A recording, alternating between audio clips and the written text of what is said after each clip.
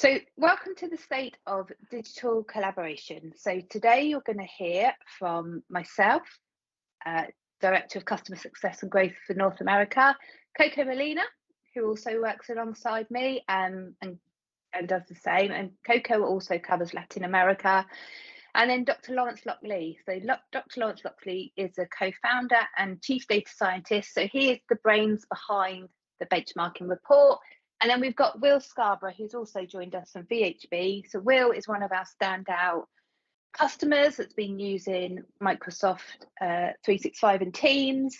And so he's going to talk about how they are using Teams at VHB. So we've done the agenda. We're going to talk through our key findings. Then we're going to talk about the collaboration champions, so the people that are doing it really well, that came in the top 1% of our benchmarking report. And then, as I said, we'll hear from Will, and then we'll go over Q&A. But keep this really informal. If you've got questions, pop them in chat. We'll answer them. We're going to share some links with you as well, and just to back up the data that we have today.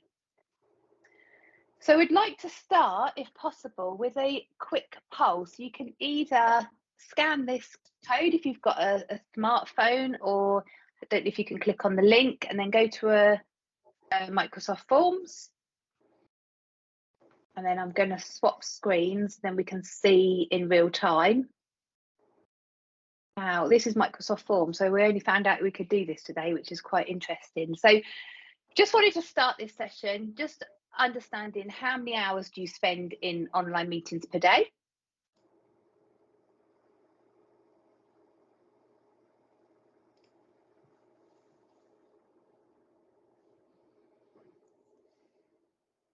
I'm in the meeting on my phone, so I try to figure out how I was trying to click too. You can tell us. What's that? Tell us how many meetings. Did it work, or you can just tell us? Yeah, it looks like you answer all the questions in the one form, don't you? Is that right? Yeah, that's correct. Okay, so if we go on to the next one. So how many hours do you spend in email? So 1 to 2 hours, that's good. And then if I just go through to the next one. Do you use Teams channels to collaborate? Yes. Great answer. Okay. So I'm going to move back to the slides now. So hopefully you can see them. Okay, so part of the benchmarking report. So we interacted with more than 266,000 employees across 19 organizations. We looked at more than 67,000 teams in Microsoft Teams, working in Teams, and across 17 organizations. So over to you, Laurie. Okay, thanks, Gemma. So just to be clear, our benchmarking, we don't survey. We actually use what's now been called workplace analytics, or by Gartner, work style analytics, which means that we look at everybody who is active on the platform, right? So that's 100%. So what you'll see here is some insights that will probably surprise you. And the first one is that the common belief from a lot of the surveys is that we're all overwhelmed with too many meetings and we're burnt out and so forth. Now, my guess is that some of you on this call probably are in this situation. If you are in this situation, you are part of the 1% of all of the workers that is. So if we go to the next slide, Gemma. So basically, only 1%, I would say, is in meeting overload with 5 or more Teams meetings each day. Less than 17% have more than 2 meetings a day, right? So less than an hour a day on average spent in Teams meetings across the whole population. So in essence, what workplace analytics is uncovering is a lot of things that surveys will probably never uncover, because people who aren't active certainly don't answer surveys as well. So if we go to the next slide, Gemma. Next slide. It's not moving. Okay. No, not yet. Oh, here he is. So just a little bit of validation from an unexpected source came from Microsoft's most recent work trends report, which is all about AI and how AI is going to fix work. But here's a couple of quotes, I guess, from the report. The first one is from their survey data from GLIMP. The #1 productivity disruptor is inefficient meetings, followed closely at #3 by too many meetings, right? So this is the narrative that we're hearing from survey-based sort of analysis. In the same report, Workplace Analytics, which is called Viva Insights, within the Microsoft suite, the heaviest meeting users, top 25%, spend 7.5 hours a week in meetings, which is about 1.5 hours per day. When I looked at our data for the same 25% most busy, we come up with 1.6 hours per day. So in essence, what we're seeing is quite contrasting results here, haven't we? On one hand, the surveys are saying we're all overloaded. On the other hand, we're saying, well, 1.5 hours a day, that doesn't sound too much, does it? So what's going on here? So we've got to be mindful of that, because if we believe the survey results, we'll go ahead and implement, enterprise-wide expensive programs targeting 1% of the population. If we go to the next slide, Gemma. And what I would say is that we've got this 83%, I would call them, less than 2 meetings a day, that probably should meet more, if you like. And I'm calling these the quiet majority. I think that comes up in the next click. But there's a quiet majority of something like over 80% of people that really aren't interacting enough. And they're invisible. We're sort of worrying about the 1%. So I think this is an important insight that Workplace Analytics brings to us, that we need to balance what we do within our organisations. Go to the next slide, Gemma, please. That's the silent majority we're talking on the left. Okay, the second insight is that, and maybe it's not such an insight to some of you, that despite having the richness of Microsoft 365, most of us haven't changed our habits. In other words, we're still stuck in email. On average, people are spending more than a day a week, if you like, on reading and writing emails. Certainly in our analytics, when we measure within our analytics, we only measure the email you sent, but in essence, we do look at the time you may have spent reading as well. So, and of course, this is against using the more asynchronous channels and Viva Engage that can provide so much more. So the next slide, please, with some data, Gemma. So basically, on average, 80 minutes a day. That's across the board, if you like. The sad part: 76% of people using Microsoft Teams have yet to post in a channel, which I think is very disturbing. 71% have not posted in Engage.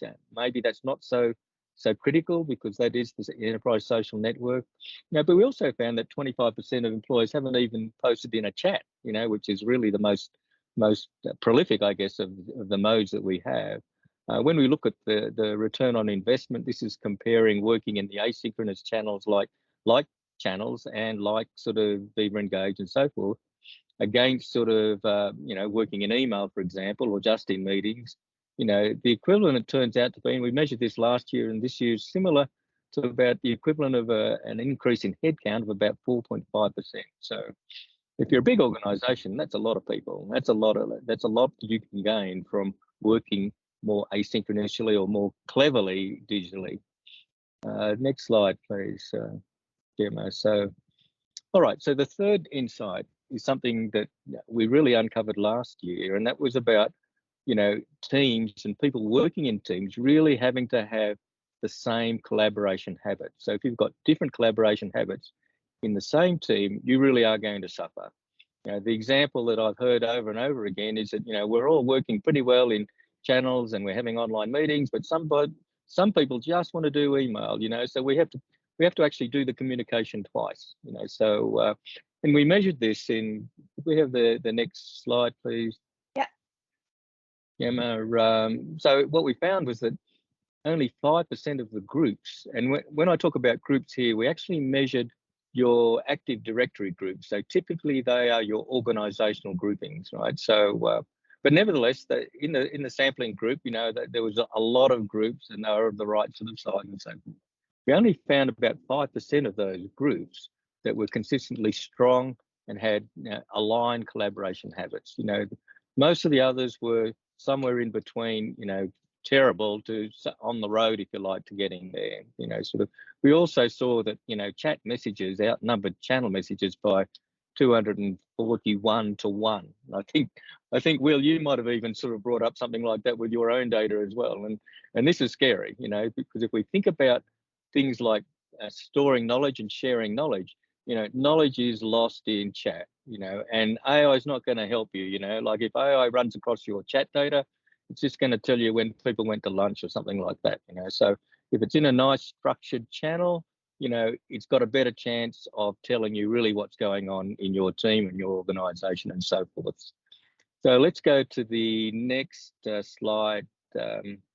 And this is becoming our famous boomerang chart, which we first published last year. This year, more data, thicker sort of data points, but nevertheless the same pattern.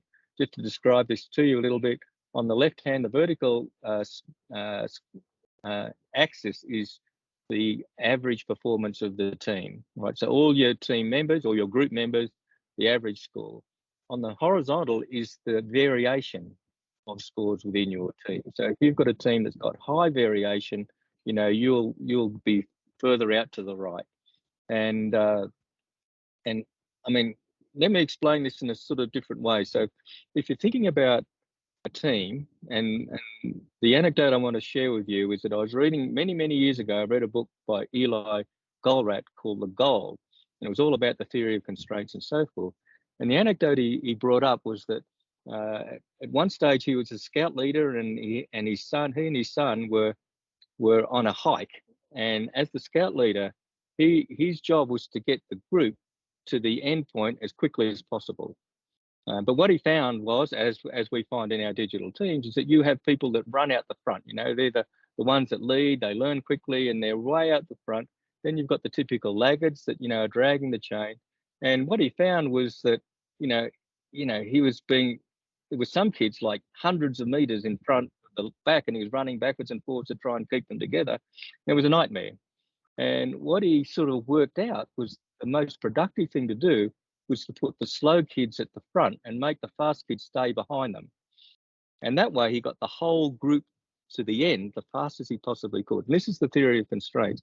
It's the same with our digital teams, right? We're going to have people in our teams that are laggards, that just don't want to move or female, they're happy with that. And you've got some that really embrace the technology, get out there and so forth.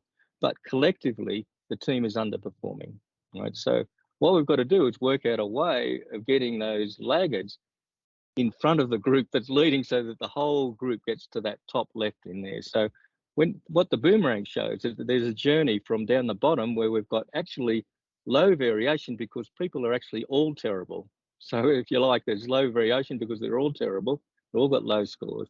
And then as a few members start to learn how to collaborate better, we start to move upwards. But the variation gets bigger, of course, because you've got some members that are great and some members that are poor. But eventually there's a turning point, and it's around the 50% mark where we start to get that critical mass, and there's that social learning, group learning happening. Now you can see from this data, that's the top of the boomerang is a lot thinner than the bottom. So we've still got a fair bit of work to do, but nevertheless, you know, we see this learning journey happening in our case studies as well. And I think this is going to be a powerful graphic for us. We will include it in our platform in coming releases, because you know, you can look at your group and see where is it on that journey. Let's go to the next slide, Gemma. So in essence, I guess the recommendation from here is that we do have to get people working consistently and transparently in our teams so that we can see what that variation is and correct for it. You know, so there's no doubt in our teaming research, we found that the high-performing organisations, the high-performing teams were working like agile teams, and they had worked out not just the purpose of the team, but how they're going to work together. And the case studies that we have in the report and in previous teams reports are absolutely inspiring. But I'd have to say they're a very small minority at the moment. We do have a challenge of how we can coach teams to work better. Some of you on this call will have, you know, tens of thousands of people in your organization thinking, you know, how are we going to sort of, you know, enact this change? You know, we think that the social learning part has a huge part to play for it. And just like Eli Goldratt, I think, you know, we need to sort of go to these teams and identify who's leading these teams and use those leaders to help drag the rest along. So there is a big confusion of whether we're using chat or channels. When we use the term channels, some people think it's chat. In some of the documentation that doesn't even help. Sometimes they use the term chat when they really mean channels. So we do have to be careful on how we educate the audience around there. There is a big difference between communicating in channels and chat, and and of course we address that in the report. But nevertheless, as I said, the high-performing teams, the teams working as self-directed teams, are using channels. It's not to say they don't use chat, but they know the place for chat, and they know the place for channels, and they know when important knowledge is being created in their teams that it needs to be in a channel rather than in chat. So I think we're up to the last one now, Gemma. So the fourth major insight, and I guess this is a positive, despite what I've been going through in the previous insights about the imbalance of how these digital tools are being used, the good news is that they're actually being used more, right? So what we're finding is that this year's cohort was really from data at the beginning of this year. In the beginning of this year, the first half of this year, people were going back to the office. We were getting more face-to-face. That face-to-face wasn't substituting digital activity. If anything, it was generating more digital activity. If we go to the next slide, Gemma, what we saw is that, comparing year to year, organisation to organisation, so those organisations that participated in our last year's one and this year's one, their activity levels were up 20 to 30%. One of the good news is we found that around half an hour a day on average was spent collaborating on SharePoint files. Now, SharePoint is basically the sharing repository as opposed to OneDrive, which is pretty much your personal. We have seen a movement more towards using SharePoint to share content. 17% growth in the use of guest accounts. Now, so of that 200 and I forget what it was, 20,000 accounts that we looked at, a good proportion of those were guest accounts. So we're starting to see organisations maturing to the extent that they're actually inviting some of their stakeholders into their team's activities, which I think is a wonderful thing. And finally, in our benchmarking cohort, there was I think there was 6 organisations who are basically consultants. Their job, their reason to be is helping organisations collaborate better online, right? So of course, we expect them to be good, and they were good, in fact. And when we analysed their teams, we found that 71% of the highest performing teams are working as self-directed teams within those groups. And that's our aspirational team type, the self-directed. There were also some communities which had strong cores, and I know, Will, you actually use your team's channels for community type work. We saw a number of those as well, which is quite positive. But we also saw self-directed single leader teams and forums, which maybe isn't the place for teams, may not be the place for that. So overall, I think the overall trend in terms of activity has been very positive, despite the move back to the office in some cases.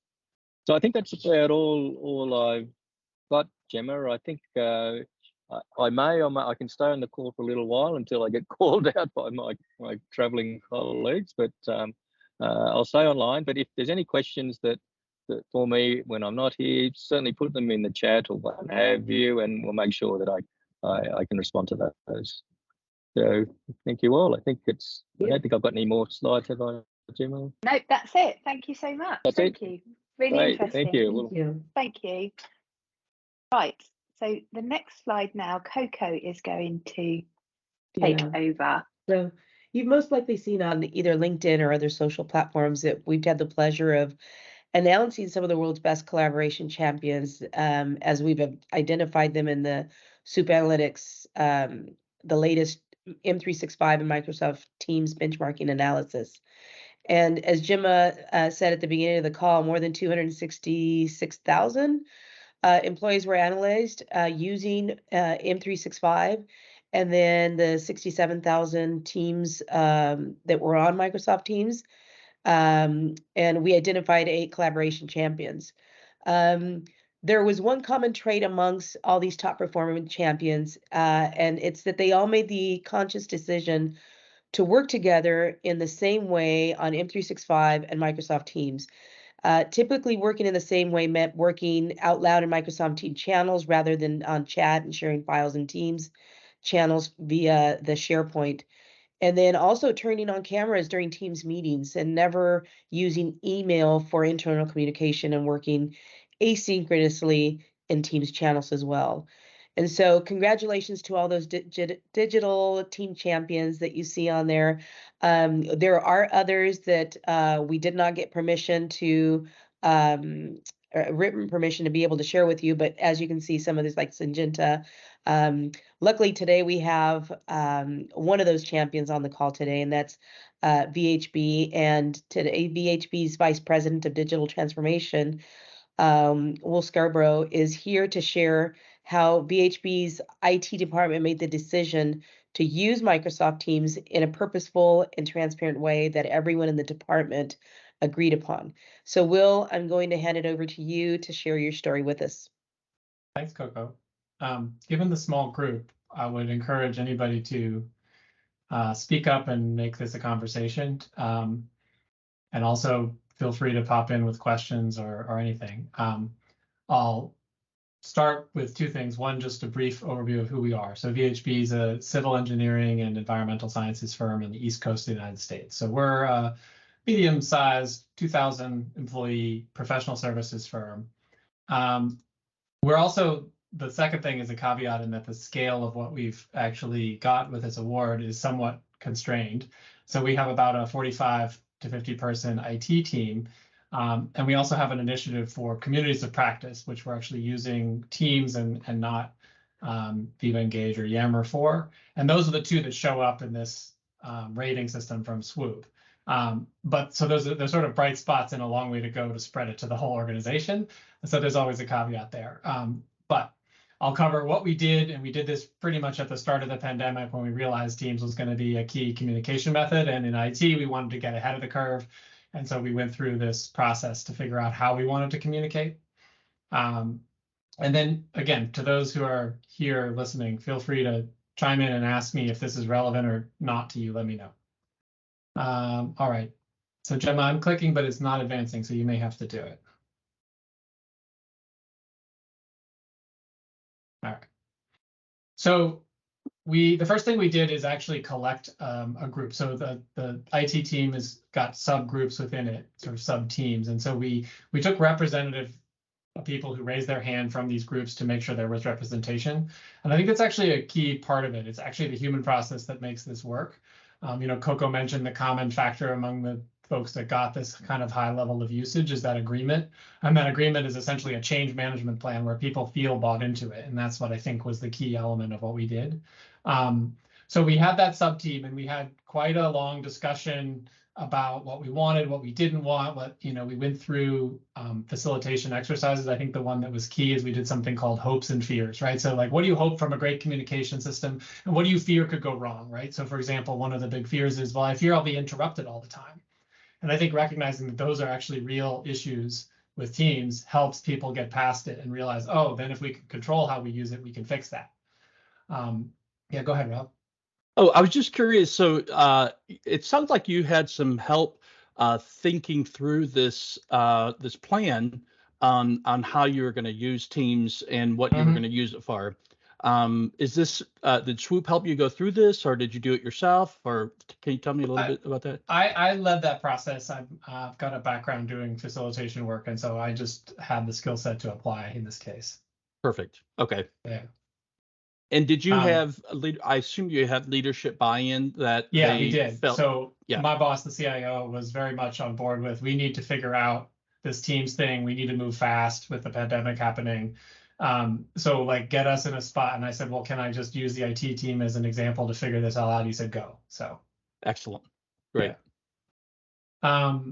So then this was the result of this slide is kind of the result of that that sort of representative teams work. We said, what do we actually want? And what we wanted was transparency. You can see what's happening, right? That was one of the pain points currently inside the, if you can imagine a 50-person team and like over email, you don't know what's happening. And then you find out later somebody's doing a similar project or doing a project that affects your specialty area, whatever it is. minimal interruptions, right? That was one of those fears. Not only did it happen already, but it was like clearly a problem with chat, and people wanted to get out of that interruption and expectation of like, you have to answer me now and stop what you're doing. We had an information discovery problem, right? Like, wait, where's the documentation on that? I don't know what's happening. Didn't we already cover that? Where was the doc? So that was a common one. And then the sort of communication silos within these sub teams, there were these communication pieces sort of related to the transparency. So this was the like plan we came up with. Go ahead to the next slide, please. And so the big kind of realization of what we could put forward as the stake in the ground was just say no email. And that was actually the big shift, is realizing that to deal with the multiple channels problem, like there's this fear of, well, I have to do Teams and email. The only solution was actually to go all the way. And it took a little extra push at first to get the, like when we rolled it out to the team, there were a little bit of kind of wide-eyed about that. But because this sub team of people had really thought it through, they could answer their teammates in these smaller teams about why this was the plan and we should do this and why it's a good idea. And so people were willing to give it a shot. And we clearly had like a feedback session. We did have a survey a couple weeks, I think it was a week and a half or after we started doing it. And then we made some minor adjustments based on that. And so that helped people feel like, well, what if it wasn't working for them, they had some say in it. Anyway, and then we had those representatives were kind of like the back channel helpers, right? They'd see somebody send an email that they were copied on, but not other people on the team, and they would kind of reply back to the person like, hey, do you mind putting that in the channel, please? Here's the correct channel. All right, go ahead to the next slide, please. So then the way we helped explain it to people as they learned to use Teams was that, you know, key part of our goals was around not being interrupted, but also knowing what information you need to know about. And so we helped explain it to people by saying, you know, you want to work out loud, you want to put stuff publicly, but it doesn't mean you have to interrupt someone. So learning to just have a conversation in a channel, trust we're all going to know which channels we're supposed to be kind of part of our job. You don't have to put their name out if it's not critical. And then important was mentioning the channel so that people who are subscribed to the channel would see it. A caveat that never really worked. We didn't really use that middle level because people didn't get in the habit. And then urgent is putting someone's name on it, right? And that's easy to do. As Teams notifications got, the settings on it got better after the initial start of COVID, this became less of an issue. But at first, if you put someone's name on it, it was a little hard not to worry you were overwhelming them with notifications. But this helped explain it to people. So go ahead to the next slides, and you can just kind of go quickly through these, right? So this is the message fits in the channel. There's no at messaging any particular individual or anything at all. By the way, we banned messaging the entire team. So that was actually turned off in settings. And part of the reason for that was, well, because we actually did this complex thing. We had 5 teams, which every member of IT was a member of, so that each sub team could have a private space, but you could still see what was happening in any other space. Even if you had one big team and now with the option of shared channels, you could do that, same kind of effect. You still, I think, would want to ban mentioning the whole team, except maybe like for announcements by the CIO or something, because you really don't want that kind of interruption for people in most cases. All right, and then a couple tips. So this is one of the things we did actually spread across the whole company for those who were using Teams effectively, was just, and it's easier now, the interface, especially in the new beta Teams, makes this a lot simpler. But it used to be when Teams first came out and got heavily used in the pandemic, that the anatomy of a Teams post was really important. You had to teach people to add the subject, because if you didn't, it was a mess to figure out what was happening in there. So we definitely ran a number of trainings across the company. Our executive team also wanted to get trained based on the results of IT's work. And so they got a training that included some of these details and how to use it well so that others can find stuff so that communication works well. And then similarly, learning how to search, learning how to create knowledge so that those files end up in the channel and it becomes findable later, etc. All right, go ahead to the next one. There's the subjects, you can keep going there. And so this is the final result of, this is the one slide that onboarding in IT everyone gets now. So this is kind of the core output. And so the idea is these are the 4 communication expectations. If you do this, you're using the IT's communication practices correctly. So you work out loud, right? You don't send a private chat to work on something. You can put it in the channel. It's okay. No one's going to read it unless they care. And if they care, it's probably helpful to you. The second is you have to acknowledge, right? There's a social contract in place. If you don't have this entire team of 50 people put a little thumbs up when they see a message, even if they can't answer it right now, it breaks the social contract and people are like, start making private chats or calls or whatever, and you don't trust the system anymore. And the second caveat to that is read the channels you follow when the channel is mentioned. Again, that didn't get used commonly, but that was there from the beginning. Third is setting focus time. It's just everybody's responsibility to do that, and it really helps people appreciate the system when they're being told this is an expectation. It's okay. You're supposed to not be available sometimes. And so that helped a lot. We had quite a variety of different types. And as you can imagine, in an IT team, there's a lot of people who do head down work and want that time and need that time. And then finally, just occasionally catch up on other conversations. So it helped with that transparency that if there were channels you weren't regularly responsible for any of the tasks, but it helped your work to know what was going on, to build a habit of reading those occasionally. I do admit that there's probably a good 15% of the team who still doesn't do that, but it's mostly individual contributors who that's okay. And there's a lot more people who are aware of what's happening without a lot of updates back and forth or separate meetings, because you just know what's happening across the team. And that's everything. What questions do you have? That's great, Will. Any questions? I can't see the screen, so I'm just, if anyone has got any questions and brave enough to come off mute, go for it. No, I've got a question for you, Will. What do you do for your team naming and creation governance to help people know where to find stuff and keep focused in the right areas? Great question. So for the IT team, that representative team decided on the naming standard for the teams and the channels within IT. We actually have not yet locked it down for the entire organization, and it's one of those tasks that we're a little behind on. So being a professional services organization, individual projects is what matters in our business, and we have a few thousand a year. So we're in the process of switching our work process to multiple cloud tools. We can't use only Teams because a lot of our tools require specialist industry tools.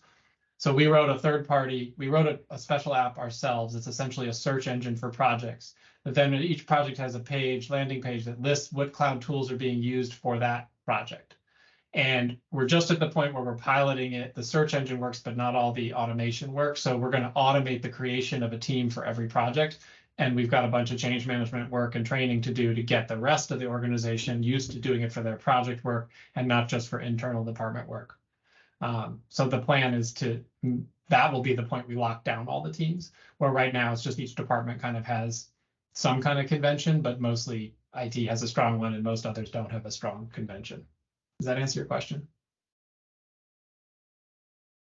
Yeah, thanks very much. Yeah.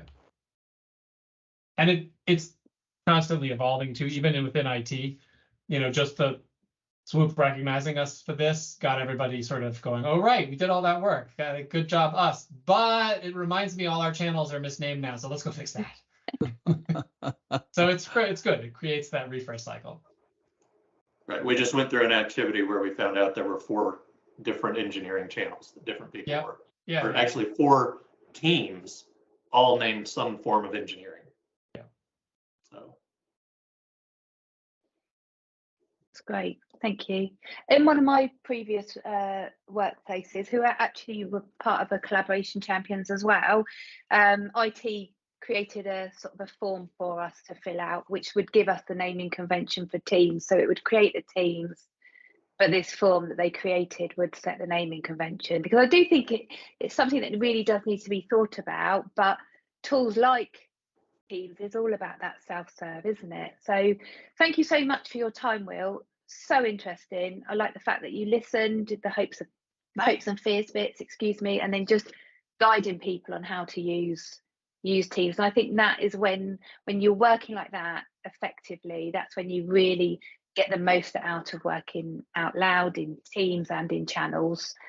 We did a call yesterday, so we had some people from the East Coast join our Europe call yesterday, but we had there was a lot of talk in the chat about how people are still using chat. It's become another inbox for people, and I do think if you can start that education early, like you've done, Will, for the IT team, and working in channels, it makes such a difference. Because also, I think some organizations have retention policies on chat as well, so they might delete chat after 8 weeks, for example. So if people are working purely in chat, all that information, that knowledge is going to get lost. So definitely. Yeah, we actually turned up that retention policy on chat to help encourage channel usage. So it's quite short for us. Perfect.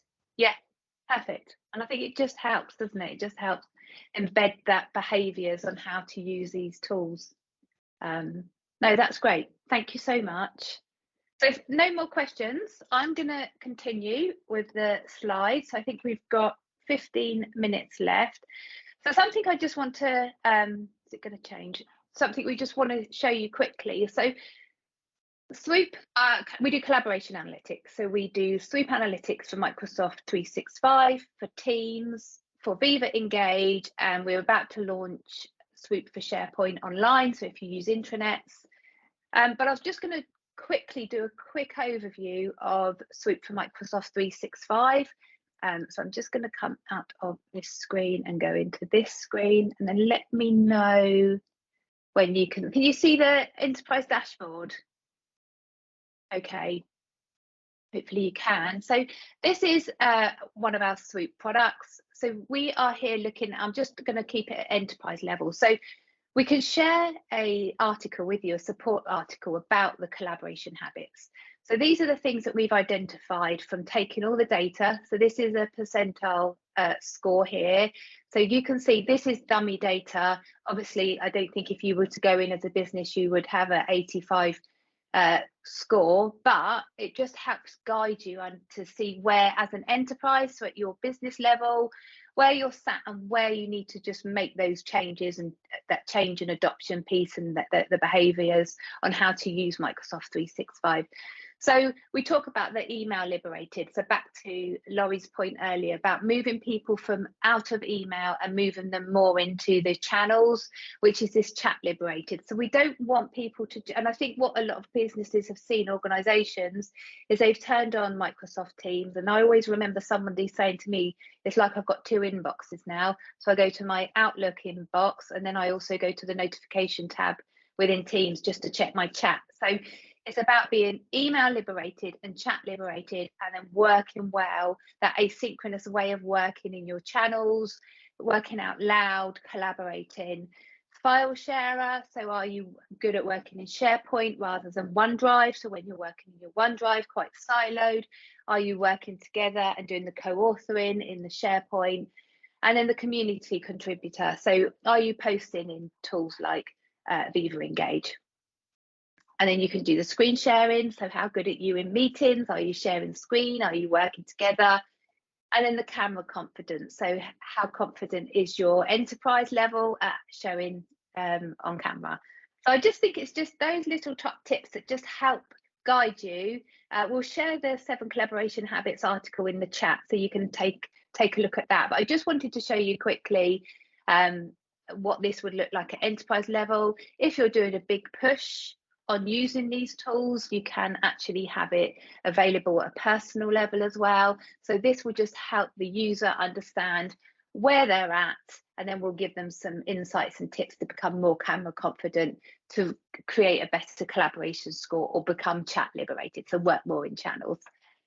It's such a clever tool, but I just wanted to do a quick overview. If you want to find out more about SWOOP Analytics, you can get in touch with either myself or Coco, and then we're more than happy to set up a demo.